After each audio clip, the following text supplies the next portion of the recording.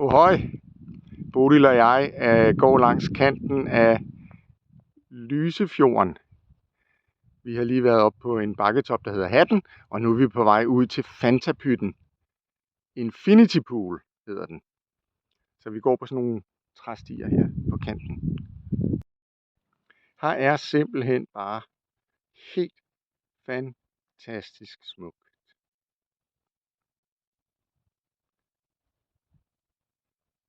Og der går Bodil. Så er vi ved Fantapytten, og det har altså ikke noget med drikken Fanta at gøre. Og dernede i baggrunden, 225 meter nede, der har vi Lysefjorden. Og lige om bag den bjergtop der ligger Prækestolen. Bodil og jeg, vi sejlede nede på Lysefjorden i går. Der var så mange skyer, at man ikke kunne se Prækestolen. Det var lidt ærgerligt. For det var jo ligesom det, der var meningen med sejlturen. Men sådan er det. I dag er det super dejligt vejr. Vi skal lige se, hvordan det ser ud på bagsiden af Fantapytten. I virkeligheden er der slet ikke så stejlt. Men flot er her. Det var så her, jeg blev svimmel.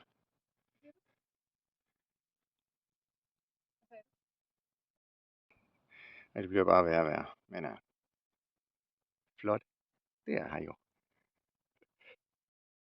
Vi overlevede det svære sted, og nu mangler vi bare lige de sidste 500 meter ned til bilen her. På sådan nogle flade klipper, og lige lidt skal vi ned i noget skov. Men det var simpelthen en fantastisk tur. Tak for I så med.